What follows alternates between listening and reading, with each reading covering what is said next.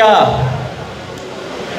बहुत समय नहीं लूँगा क्योंकि बहुत लोग हैं जिनको बोलना है और कटिहार में हूँ तो अच्छा लग रहा है। सम्मानित मंच, आप सब लोग, हज़ारों बार उनका नाम लिया जा चुका है, सब लोग मंच पर हैं, लेकिन सबसे ज़्यादा सम्मानित जनता, क्या दिक्कत हो रहा है रिकॉर्ड, सबसे ज़्यादा सम्मानित जनता जो नीचे बैठी हुई है और जो इस कार्यक्रम को सुनने आई है, इस कार्यक्रम का रौनक आपसे है। तो एक बार हम लोग एक बार नारा दीजिए, जय भीम, जय मंडल, फुल जोहर, बहुजन एकता जिंदाबाद। शुक्रिया। देखिए, मैं बहुत पढ़ा लिखा नहीं हूँ, मैं बहुत ज़्यादा ज्ञान की बात नहीं करूँगा, मैं दो चार बातें करूँगा क्योंकि यहाँ जितने लोग आए हुए हैं मुझे उम्मीद है कि वो सब सोशल आइडियोलॉजी, बहुजन आइडियोलॉजी और रिजर्वेशन को जानते हैं। आज क्या हालात हैं आप उसको भी जानते हैं।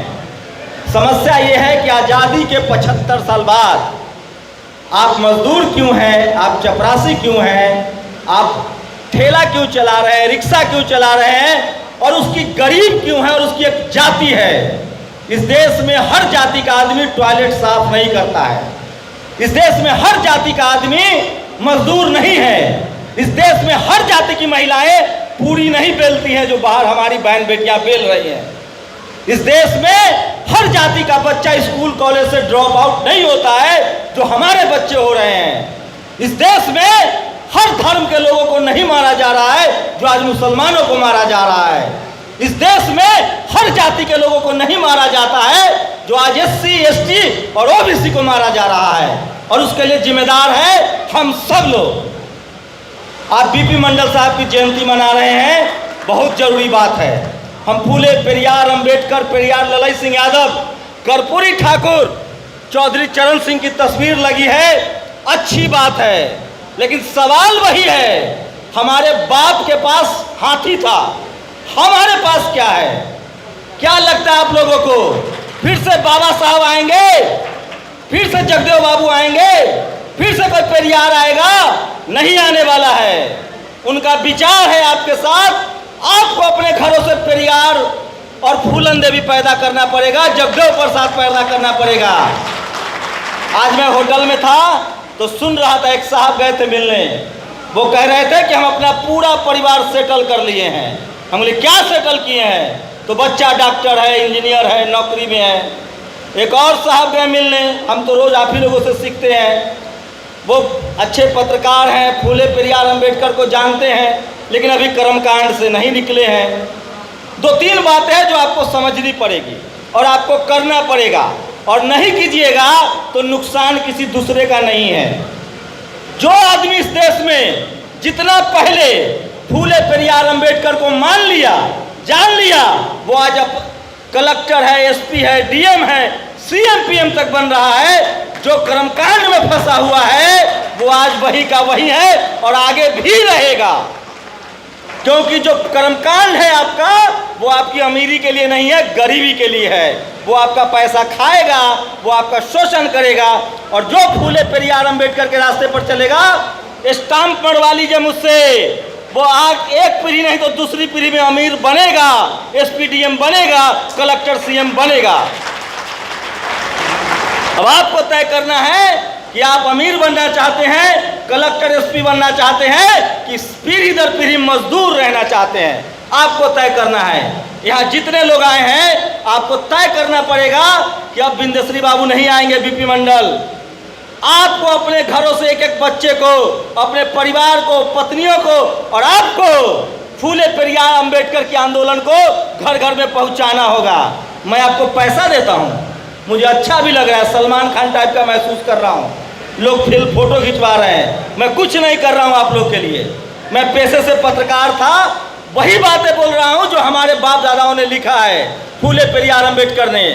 एक बात जान लीजिए, खराब लगेगा, हमें पैदा हमारे बाप ने किया, लेकिन हमें जीने का अधिकार फूले पेरियार अंबेडकर ने दिया है, और उसके रास्ते पर नहीं चलेंगे तो आपका कल्याण होने वाला नहीं है।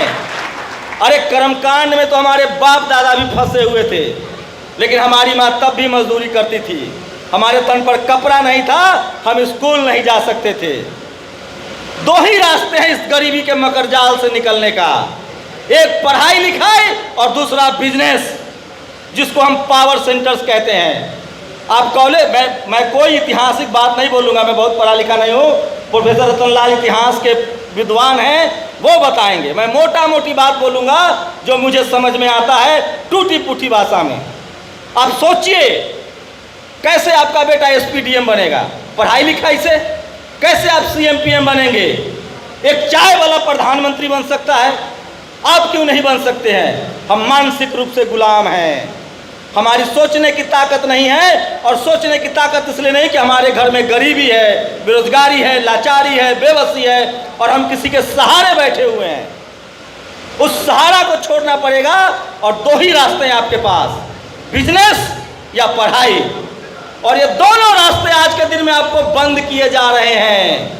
मुझे किसी आरएसएस से और बीजेपी से कोई दुश्मनी नहीं है, किसी सवर्ण से भी दुश्मनी नहीं है। मेरा खेत नहीं जोत लिया उसने, खेत था ही नहीं तो जोत क्या लेगा। हम तो मजदूर घर में पैदा हुए थे। हमारी दुश्मनी आइडियोलॉजी से है। इस देश में जिसको हम मनुवादी, जातिवादी और ब्राह्मणवादी कहते हैं, वो चाहता है कि आप ठेला चलाएं, रिक्शा चलाएं, मजदूरी करें, सब्जी बेचे, ज्यादा से ज्यादा चपरासी बन जाओ, ज्यादा से ज्यादा सेना में जाके जवान बनो। एसपीडीएम, कलेक्टर, सीएम जब बनेंगे तो आपको बेइज्जत करेगा। एक आदमी नौकरी करने वाला अपने कलेजा पर हाथ रख के बताए, आरक्षण से नौकरी मिल गई है उसको, एससी एसटी ओबीसी माइनॉरिटी को, क्या वो सम्मान से नौकरी कर रहा है? बताइए। आपको रोज बेइज्जत किया जाता है जाति के नाम पर, रोज ह्यूमिलिएट किया जाता है। और जब वोट का समय आता है तो कहता है हम हिंदू हैं। हिंदू है तो करो बहन बेटी की शादी हिंदू से। शादी जाति देखकर होता है, धर्म देखकर नहीं होता है। मैं कह रहा हूं दो तीन बातें। देखिए, आपको पावर सेंटर्स में आना होगा। एक बड़ी खबर चलाई जाती है, मुझे नहीं पता यहाँ कितने ओबीसी के लोग हैं। ओबीसी वाले कितना लोग पत्थर साइंस में विश्वास करता है कि ये पहनोगे तो अमीर हो जाओगे, ये पहनोगे तो गरीब हो जाओगे। कितना ओबीसी इस देश का शेड्यूल कास्ट का एहसानमंद रहिए, जैसे बाबा साहब के हैं कि इस देश का शेड्यूल कास्ट पूरे आरक्षण की लड़ाई को मजबूती से लड़ रहा है और बीपी मंडल के आंदोलन को भी आगे बढ़ा रहा है। लेकिन इस देश के ओबीसी को गर्व होना चाहिए कि फूले तुम्हारे समाज से थे, पेरियार तुम्हारे समाज से थे, गायकवाड़ आपके समाज से थे, साहू जी महाराज आपके समाज से थे, लेकिन आप लोगों ने उनको भुला दिया। तुम कर्मकांड के चक्कर में पड़े हुए हो।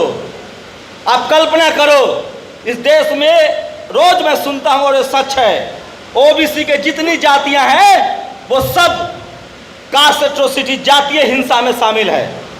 वो जाति के अहंकार में डूबा हुआ है और वो अपने ही लड़ने वाले एससी एसटी पर हमला करता है।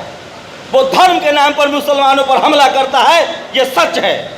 तुम जातिवाद के नाम पर क्या करते हो? बकरी तो बांध लिए, खेत में कोई जनेरा काट लिया तो उससे लड़ने चले गए, कोई बच्चा गन्ना तोड़ लिया तो उसको मार रहे हो, कोई आम तोड़ लिया तो उसको मार रहे हो। लेकिन तुम्हारे बच्चों को, जब तुम्हारा बच्चा कॉलेज यूनिवर्सिटी में जाता है तो वो मनुवादी अंगूठा काट ले रहा है और वहाँ तुम्हारी लड़ाई शेड्यूल कास्ट के बच्चे लड़ रहे हैं। इसलिए ओबीसी के लोगों, तुम बचोगे नहीं जातिवाद करके। तुम जातिवाद करोगे तो जेल जाओगे। तुम्हारी जो जातिवाद है ना, मूछ वाली, गन्ना तोड़ने पर और आम तोड़ने पर सब जेल जाओगे। और जब तुम्हारा बच्चा कॉलेज में जाता है तब उसको जातिवाद समझ में आता है। ये जातिवाद का जो मकरजाल है, इससे निकलने के लिए पीएचडी करना पड़ता है, रतनलाल जैसे लोगों को सुनना पड़ता है। इस देश में पत्रकार नहीं थे हमारे, इस देश में टीवी अखबार नहीं था हमारे पास। बाबा साहब ने 100 साल पहले मुकनायक शुरू किया था, साहू जी महाराज ने उनको पैसा दिया था। उसके बाद एक लंबा गैप रहा। उर्मिलेश जी उसी पीढ़ी के हैं, डर डर के नौकरी करनी पड़ती थी। मैंने भी किया है 15 साल टीवी में। लेकिन जब लोगों के संपर्क में आया, रतनलाल जी के संपर्क में आया, दिलीप मंडल के संपर्क में आया, दुनिया भर के लोगों को पढ़ा, तब लगा कि अपने समाज की बात, संविधान की बात, इस देश की बात करूंगा और आप लोगों का बहुत प्यार और सम्मान मिला। मैं कोई जेम्स बॉन्ड हूँ? मेरे 4 हाथ हैं। मैं एक साधारण सा हाड़ मांस का आदमी हूँ बस इतना करता हूं कि रोज सच बोलने की हिम्मत दिखाता हूं और मरते दम तक बोलूंगा। कुछ नहीं करना है आप लोगों को, सिर्फ बोलना सीख जाइए। रोज चाय के दुकान पर, पान के दुकान पर, हर जगह बोलिए कि हमको अपनी सरकार बनानी है, हमें अपने नेताओं को वोट देना है। और एक बात सुन लीजिए, जो आदमी आपके घर में कुछ और बोलता है और सड़क पर कुछ और बोलता है, उस पर कतई भरोसा मत कीजिए। आपको वैसे लोगों की जरूरत है जो सरेआम आपके लिए खुलेआम बोल रहा है और लड़ रहा है। और इस देश में प्रधानमंत्री और मुख्यमंत्री कोदारी चला के नहीं बना जाता है, गन्ना के पेराई नहीं करता है, बकरी नहीं चराता है, न फैक्ट्री में काम करता है और न पैसा वाला बनता है। अगर पैसा वाला बनता तो अंबानी अडानी बनता। जिसके पास सोचने की ताकत है और बोलने की ताकत है वही प्रधानमंत्री बनता है। और वो ताकत आपको डेवलप करनी पड़ेगी, बात करनी पड़ेगी सीधे सीधे भाषा में। और आज के डेट में आपके पास सब कुछ है। अंग्रेज आए थे तो हमारे लिए स्कूल के दरवाजे खुले, और आज सोशल मीडिया आया है तो हम एक दूसरे को जान रहे हैं। नहीं तो मैं कहाँ पैदा हुआ था, आप कहाँ के रहने वाले थे, हम लोग एक दूसरे को नहीं जानते थे। सब लोग ट्विटर पर, फेसबुक पर लिखिए, मैं सुनता हूँ रोज, आपका अनुभव बता रहा हूँ। कोई मास्टर, कोई डॉक्टर, कोई इंजीनियर, कोई आम आदमी जब लिख देता है कर्मकांड के खिलाफ तो उसको जेल में डाल देता है। बिहार के वैशाली जिला के भगवानपुर प्रखंड में एक यादव को जेल में डाले हुए हैं। हम सब चुप हैं। अगर एक एक आदमी चुप रहोगे तो सबकी बारी आएगी, ये लिख लो। और एक बात और समझ लीजिए, नोट कर लीजिए, अब जातिवाद का शिकार ढोराई मंगरू नहीं है, मेरा बाप नहीं है जो बकरी चराता है। अब जातिवाद का शिकार वो है जो शहरों में है, जो कॉलेज यूनिवर्सिटी में है, जो नौकरी में है, जो बिजनेस में है। तुम्हारी जाति देखी जा रही है और आपके बच्चे मारे जाएंगे, लिख लीजिए आप। अब उनको मजदूरों से दिक्कत नहीं है, अब उनको पढ़े लिखे बहुजनों से दिक्कत है जो अपना अधिकार मांग रहा है। इसलिए पढ़े लिखे लोगों, अगर आपको लग रहा है कि बेटा को सेट कर लिए, बेटी को सेट कर लिए, तो जाति पीछा नहीं छोड़ेगी। मैं एमएलए, एमपी, मंत्री, मुख्यमंत्री जानता हूं, जाना पड़ा लालू यादव को जेल, आगे भी जाना पड़ सकता है उनके बेटा को, क्योंकि उसका समाज एकजुट नहीं है। मायावती को गाली देते हैं लोग, कर्पूरी ठाकुर को गाली देते हैं लोग, बीपी मंडल को गाली देते हैं लोग, इस देश के मनुवादी संविधान को गाली देते हैं, बाबा साहब को गाली देते हैं। इसका मतलब हम सबको गाली देते हैं। रेप जाति देखकर होता है, आपका शोषण जाति देखकर होता है। और अब सबसे ज्यादा शोषण उनका हो रहा है जो नौकरी पेशा है। इसलिए आपको लड़ना पड़ेगा, एमएलए, एमपी को लड़ना पड़ेगा, सीएम, पीएम को लड़ना पड़ेगा, क्योंकि उनकी जो पूरा जो जातिवाद है वो पता है क्यों है? पावर के लिए, पावर सेंटर्स के लिए। वो चाहते हैं कि उनको फ्री में मजदूर मिले।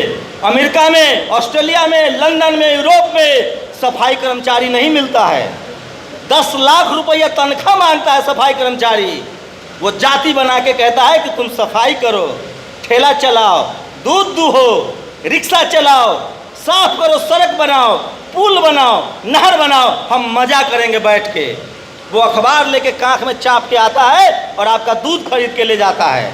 उसका बेटा बेटी सब गोरा गोरा है, चिकना चिकना है। वो फिल्मों में काम करता है, वो क्रिकेट खेलता है। हमारे बच्चे मजदूरी करेंगे कब तक? बंद करो ये मजदूरी, पढ़ाई लिखाई करेंगे, हक अधिकार खोजेंगे। और उसका रास्ता बाबा साहब ने बताया है, वोट का रास्ता। और ये रास्ता हर किसी को अपने घर में एक फूले पेरियार अंबेडकर पैदा करना पड़ेगा। हो सकता है पहली पीढ़ी मारी गई है, मारी जाएगी, लेकिन आने वाली पीढ़ी राज करेगी। इसके लिए जरूरी है कि तैयारी आज से हो। सब लोग लिखना बोलना शुरू कर दीजिए। जिस दिन हम लोग 10 करोड़ लोग फेसबुक पर लिखना शुरू कर दे, यूट्यूब पर बोलना शुरू कर दे, उस दिन कोई रतन लाल को जेल में नहीं डालने की हिम्मत करेगा।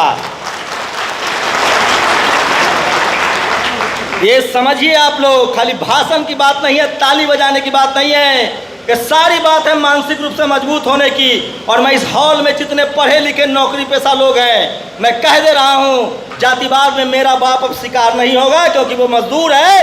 वो लोग शिकार होंगे जो पढ़े लिखे लोग हैं, कॉलेज यूनिवर्सिटी जा रहे हैं और नौकरी कर रहे हैं। वहाँ हमें यूनिटी बनाने की ज़रूरत है और इस लड़ाई को लड़ने की ज़रूरत है। और संविधान अगर बच गया तो हम सब बचेंगे, और संविधान तभी बचेगा जब संविधान के मानने वाले लोग CM PM SP DM बनेंगे। यही 4 चीज़ है जो आपको बचाएगा। और सबसे अंत में आपको इसके लिए तैयार करेगा वो है इस देश की मीडिया। तो टीवी अखबार तो आपके पास है नहीं, सोशल मीडिया से काम चलाना है, इसलिए टीवी अखबार को बंद कीजिए। नाक को कोई दूध पिलाता है, सांप को दूध पिलाइएगा? हम लोग करते हैं वो। हम उसी टीवी अखबार को खरीदते हैं जो हमारे खिलाफ है। इसीलिए मैं कह रहा हूँ, हर लोग जो पढ़े लिखे लोग हैं अपने दिमाग से डर को निकालिए और कर्मकांड के खिलाफ, जातिवाद के खिलाफ, मनुवाद के खिलाफ, ब्राह्मणवाद के खिलाफ लिखना बोलना शुरू कीजिए, नहीं तो आपके आने वाली नस्लें गूंगी और बहरी हो जाएंगी। आज भी आपको मारा जा रहा है, कल भी मारा जाता था, भविष्य में भी मारा जाएगा। लिख के रख लीजिए। अगर हमने अब भी इस समय बहुत शानदार समय है, अगर आज हमने बोलना लिखना पढ़ना नहीं शुरू किया तो हमारी आने वाली नस्लें गूंगी होगी। गांठ बांध लीजिए, बस 2 तरीके होंगे। मेरी पूरी लड़ाई इज्जत से और सम्मान से मरने की है। आपकी लड़ाई अगर जिल्लत से जीने की है तो जिल्लत की जिंदगी आपको मुबारक हो। मैं सम्मान से मौत को गले लगाऊंगा। शुक्रिया।